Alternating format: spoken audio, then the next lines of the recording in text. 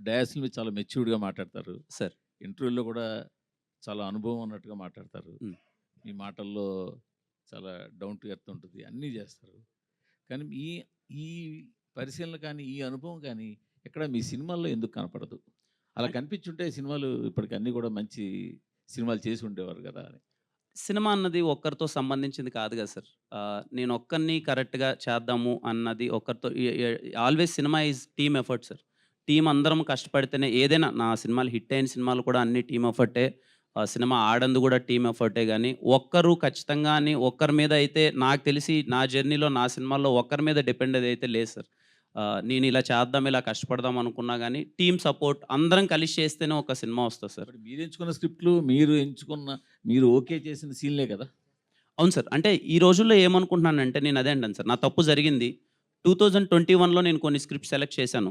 2021కి 24కి audience అన్నది మారిపోయారు sir.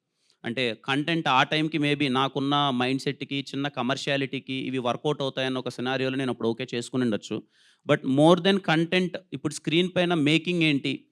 ఎలాంటి సౌండ్ డెలివర్ చేస్తున్నారన్నది చాలామంది ఇప్పుడు టికెట్ కొనే దాంట్లో ఆడియన్స్ నాకు తెలిసి సౌండు, విజువల్ మీద కూడా చాలామంది ఎళ్తున్నారు. సో, ఎక్కడో మేము టెక్నికల్ యాస్పెక్ట్స్ పరంగా గాని, ఆ కథని స్క్రీన్ పైకి తీసుకురావడంలో మేమందరం ఫెయిల్ అయ్యాం సార్. అదక్కడ మిస్ అయ్యాం. కథ రూపంలో నిజంగా చాలా బావుండేటివి. విన్నప్పుడు ఇది వర్కౌట్ అవుతాయనుకున్నాం. ఆ ప్రాసెస్‌ని స్క్రీన్ పైకి తీసుకొచ్చే ప్రాసెస్‌లో మేము ఫెయిల్ అయ్యాం సార్. అంటే కొన్ని విమర్శలు వినిపించాయి. మీరు మీ సినిమాల్లో కొన్ని మాస్ సీన్‌లు చేయడం గాని, కొన్ని యాక్షన్ సీన్‌లు చేయడం గాని, హ్మ్. సార్. వాటి మీద అంటే అవి ఏం మీ లేదు దాకా సార్. వచ్చాయా? వచ్చాయి సార్. ఆఫ్‌కోర్స్ అన్నీ వింటుంటాను సార్ నేను. అంటే ఇప్పుడు 'రాజావారి రాణి' గారు చాలా సెటిల్డ్ సినిమా.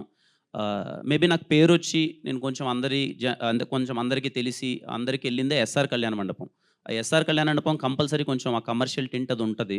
నెక్స్ట్ 'వినరో భాగ్యం విష్ణు' కథ మంచిగా ఆడింది సినిమా నాది అయిన దాంట్లో.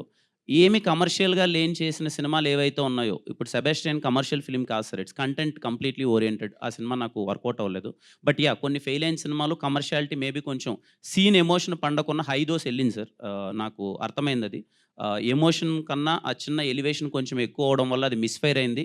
అది నేను కంపల్సరీ అది నోట్ చేసుకున్నాను సార్. రాబోయే సినిమాల్లో కొంచెం కేర్ తీసుకుంటాను.